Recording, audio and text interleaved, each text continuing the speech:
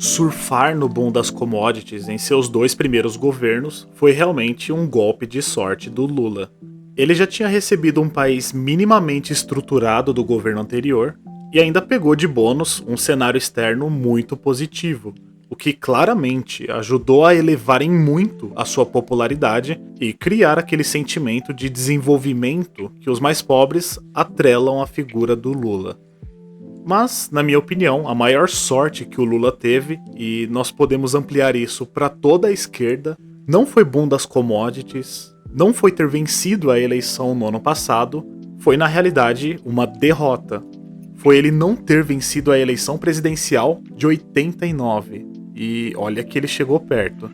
Se ele assume o Brasil naquela época, afundado na crise inflacionária, e visto que anos mais tarde o Lula e o PT ainda foram contra o plano real, então claramente eles não tinham nenhum plano decente para debelar a inflação, isso certamente representaria a morte política do Lula já naquela época, como representou a morte política do Collor, pelo menos em nível nacional.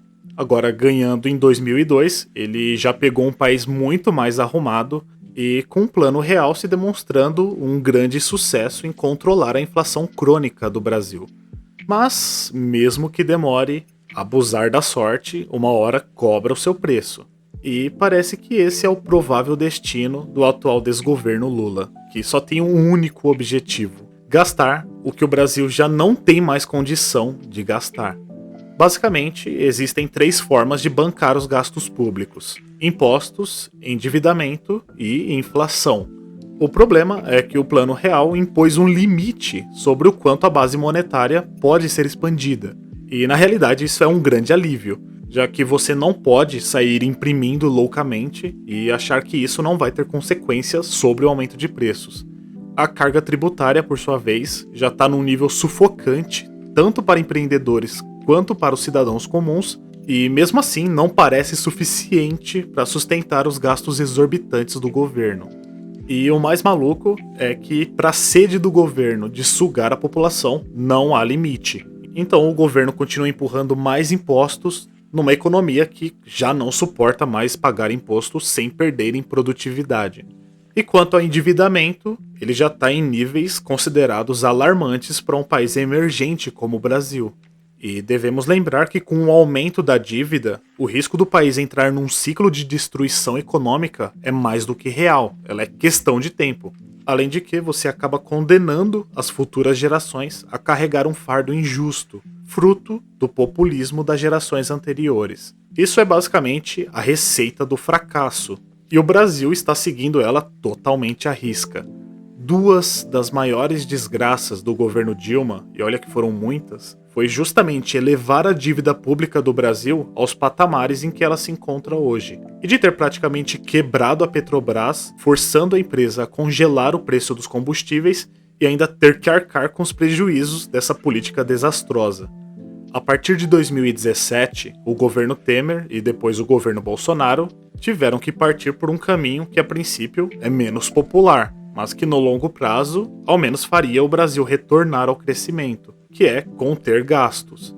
E isso funcionou, pelo menos na medida em que, mesmo com a maior crise de saúde dos últimos 100 anos, o Brasil ainda conseguiu diminuir a sua dívida para casa dos 72%. O balanço da Petrobras foi recuperado e o PIB começou a crescer novamente de forma sustentável com o aumento dos investimentos privados. Mas, enfim, por falar em crescimento econômico, vai ser praticamente impossível comparar de forma honesta o crescimento econômico que o atual governo Lula vai alcançar, se é que vai alcançar, e o do governo Bolsonaro, principalmente pelos parâmetros do PIB.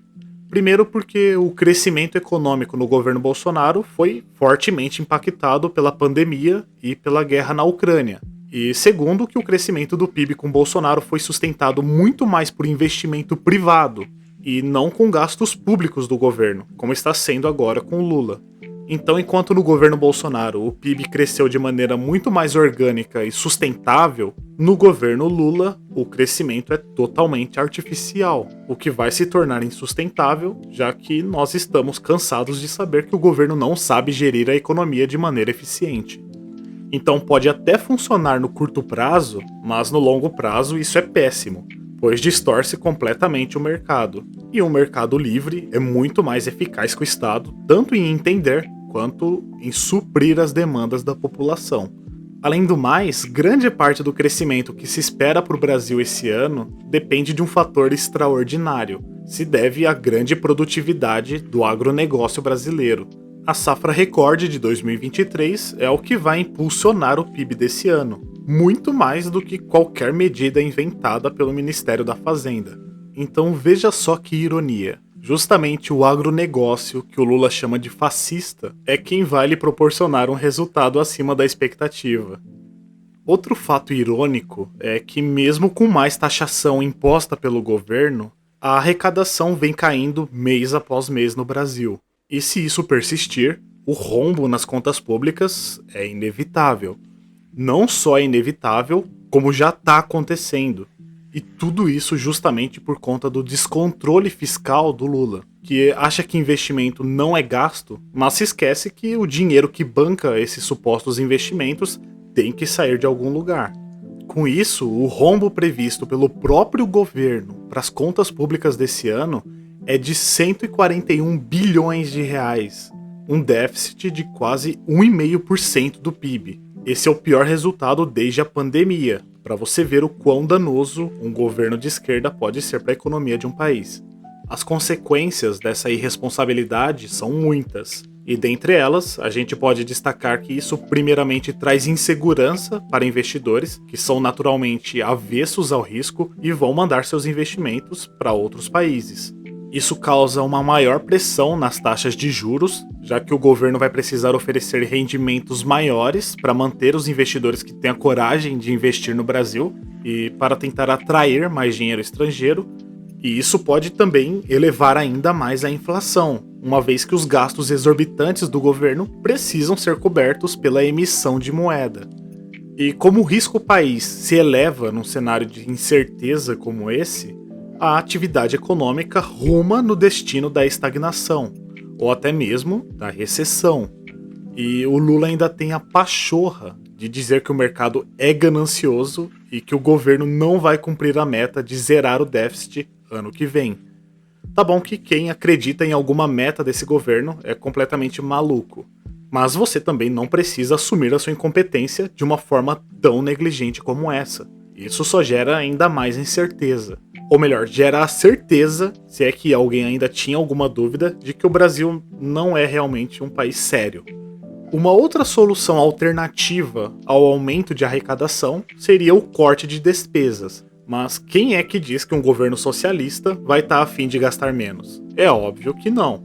O Lula não vai querer simplesmente passar pelo desgaste de desinchar a máquina pública se criar uma dependência da população em relação ao Estado é justamente uma estratégia da esquerda. Então é claro que eles não vão mexer com, por exemplo, as estatais que só trazem prejuízo, já que ela tem uma grande utilidade para a indicação política do governo. E é claro que eles também não vão diminuir o salário do funcionalismo público, esquece. E é claro que eles também não vão reduzir os programas de assistencialismo, entre tantas outras medidas que seriam necessárias para reduzir o rombo nas contas públicas. A verdade é que as reformas que o Brasil precisa também claramente não vão vir do governo Lula. E as que vêm sendo propostas são somente para levar o Brasil ainda mais para o precipício. E eu tô falando, obviamente, do arcabouço fiscal, que não impõe nenhum limite plausível para os gastos, então é inútil. Além de inútil, é danoso. E a reforma tributária, que só vai aumentar ainda mais a capacidade do governo sugar ainda mais a economia brasileira. E se já não bastasse a total falta de percepção dos petistas de que o Brasil ainda precisa de reformas estruturais minimamente decentes, ainda é nítida a intenção deles de demolir tudo o que foi feito de bom no país enquanto o PT estava fora do poder.